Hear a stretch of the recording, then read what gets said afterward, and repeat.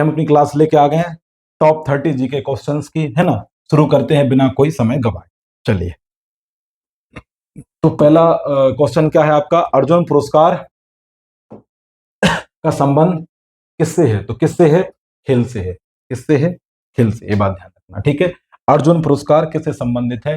खेल से दिया जाता है। जिन्होंने बीते वर्षों में, ठीक है, 3 वर्षों में 4 वर्षों में अच्छा बेहतर प्रदर्शन किया है, उन्हें पुरस्कार दिया जाता है। इसका आरंभ कब हुआ है? 1961 से इसकी शुरुआत हुई है। इसमें जो राशि दी जाती है वो कितनी दी जाती है? 15 लाख रुपए दी जाएगी, ठीक है। जिसको भी व्यक्ति को दिया जाता है अर्जुन पुरस्कार, खेल से संबंधित है, ठीक है, ध्यान रखना। आगे बढ़ते हैं। अगला, पुस्तक गोदान के लेखक कौन है? मुंशी प्रेमचंद साहब, ठीक है, बात ध्यान रखिएगा। सॉरी, प्रेमचंद साहब, ये बात क्लियर रखना, ठीक है। और गोदान आपने बहुत बचपन से सुनी होगी, और जो बड़े बड़े साहित्यकार हैं जो भी हैं वो उन्होंने पढ़ी है गोदान को। और अगर आप पढ़ भी नहीं पाते हैं तो कुकू जैसे एफएम है, वहां पर भी आपको चीज मिल जाएगी, पढ़िएगा एक बार, समझिएगा। और इसके अलावा नहीं चाहते तो सरकार का चैनल है डीडी नेशनल, गोदान को वहां बहुत बेहतरीन तरीके से परिभाषित किया गया है, तो वहां भी उसको देखना आप, ठीक है। आगे, वेलिंगटन ट्रॉफी का संबंध किस खेल से है? नौकायान से संबंधित है। कहां से संबंधित है? नौकायान से संबंधित है, ये बात याद रखिएगा। आगे बढ़ते हैं। विनोबा भावे द्वारा स्थापित कौन सा पवनार आश्रम कहां कहां है? कहां पर है? महाराष्ट्र में। कहां पर है? महाराष्ट्र में है। अजीवक धर्म के प्रवर्तक कौन थे? कौन थे? मखली गोसल। कौन थे? मखली गोसल इस संप्रदाय के क्या थे? संस्थापक थे। अजीवक संप्रदाय के धर्म के कौन थे? वो संस्थापक थे। आगे बढ़ते हैं, ठीक है। चलिए, ये लीजिए अगला प्रश्न लीजिए आप। आदि ग्रंथ के संकलनकर्ता कौन थे? कौन थे? गुरु अर्जुन देव। गुरु अर्जुन देव। गुरु अर्जुन देव क्या थे?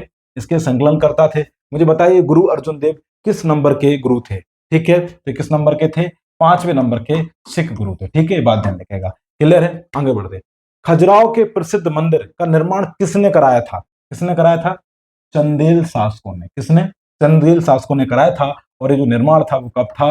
950 ईस्वी से लेके आपका 1050 ईस्वी के बीच कराया गया था, ठीक है, ये बात ध्यान रखना। बहुत फेमस मंदिर हैं, ये 3 दिशाओं में बटे हुए हैं, कभी आपका जाना हो तो देखिएगा, ठीक है। बहुत ही दुर्लभ चित्र है, दुर्लभ चित्रों के लिए बहुत फेमस है, ठीक है, ये बात याद रखें।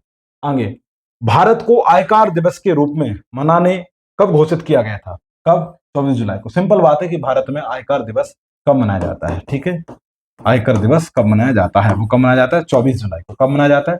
24 जुलाई को मनाया जाता है। अगला अपने मुझे एक क्वेश्चन है, मेरे से ध्यान आया कि जीएसटी दिवस कब मनाया जाता है? जीएसटी दिवस कब मनाया जाता है? जीएसटी दिवस कब मनाया जाता है, ठीक है, क्योंकि वो भी इनकम टैक्स, सॉरी माफी चाहूंगा, इनकम टैक्स बिल्कुल अलग चीज, जीएसटी बिल्कुल अलग चीज है, लेकिन यह है कि हाँ, कर से संबंधित एक व्यवस्था है। तो बताओ जीएसटी दिवस कब मनाया जाता है? वो मनाया जाता है 1 जुलाई को। कब मनाया जाता है? 1 जुलाई को मनाया जाता है। और जीएसटी कैसा कर है? एक अप्रत्यक्ष कर है, ध्यान रखना। जीएसटी एक अप्रत्यक्ष कर है, ठीक है। लगाती कौन है? केंद्र सरकार। वसूलने का काम कौन है? विक्रेता का। और देता कौन है? आम जनता, पब्लिक। क्लियर?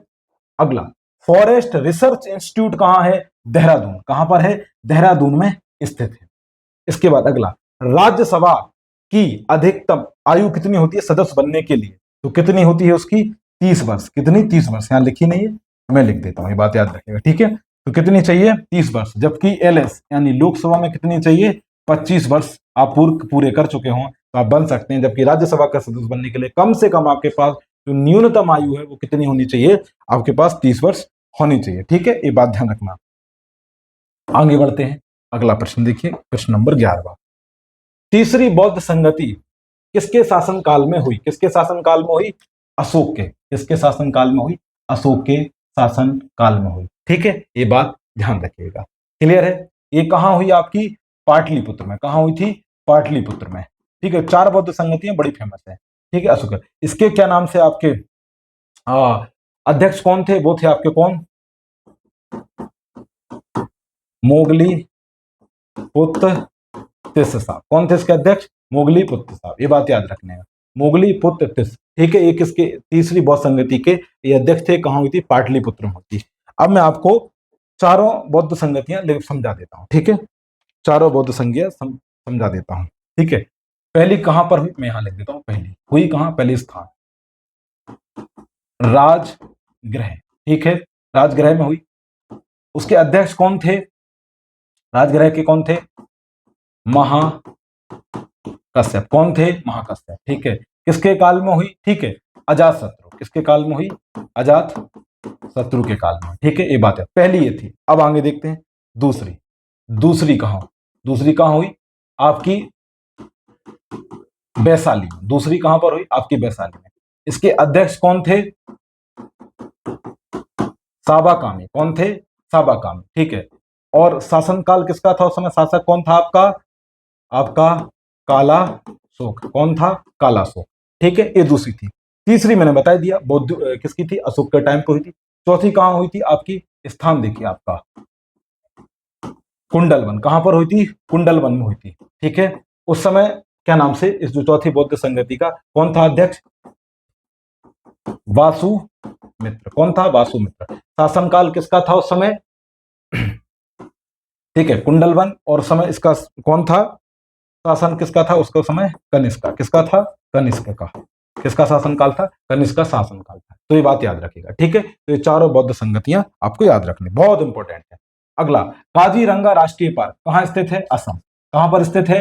असम में स्थित। ये बात याद रखना।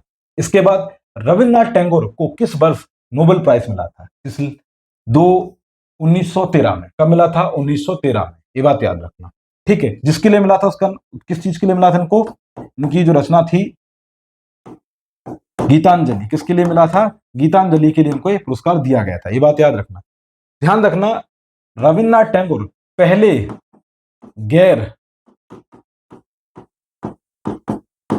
यूरोपीय व्यक्ति थे नोबेल प्राइज पाने वाले। ठीक है, और पहले एशियाई व्यक्ति थे। ये क्वेश्चन तो सबको याद है, लेकिन ये बात याद रखें, पहले गैर यूरोपीय अगर कोई व्यक्ति थे नोबेल प्राइज प्राप्त करने वाले तो रविन्द्रनाथ टैगोर ही थे। आगे बढ़ते हैं। एंटोमोलॉजी में किसका अध्ययन किया जाता है? कीटों का। किसका अध्ययन किया जाता है? कीटों का अध्ययन किया जाता है। क्लियर है? आगे बढ़ते हैं। एनीमोमीटर का उपयोग क्या मापने में किया जाता है? पवन की वेग मापने में इसका प्रयोग किया जाता है। अगले क्वेश्चन पे चलते हैं, नेक्स्ट। ठीक है, 16वां प्रश्न। ठीक है, 16वां प्रश्न।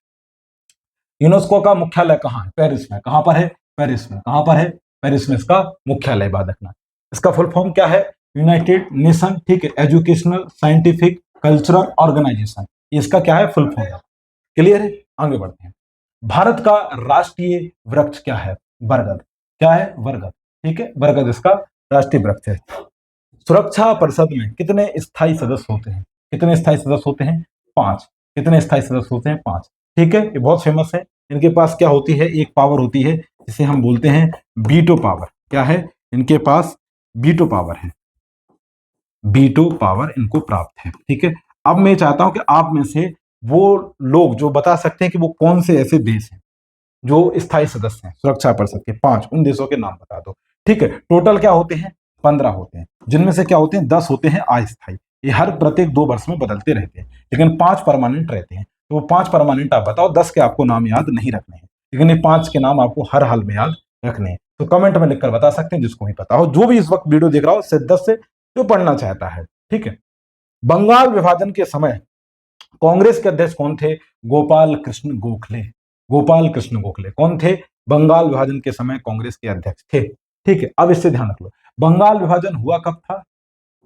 1905 को। ठीक है, इसका क्या नाम से करता धाता करमजला कौन था इसका? आपका बेहद वाहियात आदमी करजन, इसने बंगाल विभाजन कराया था। हुआ कब? 1905 में। इसी बंगाल विभाजन को कब? 1911 में क्या हुआ? रद्द कर दिया गया। जब दिल्ली दरबार लगा तब इसको रद्द कर दिया गया था। ये बात याद रखना। ठीक है, अब ये कमेंट इधर लिखा है, बंगाल विभाजन के समय कांग्रेस के अध्यक्ष कौन थे? मैं आपसे पूछता हूं, जब भारत स्वतंत्र हुआ उस समय कांग्रेस के अध्यक्ष कौन थे? आप में से कोई ये बताया मुझे।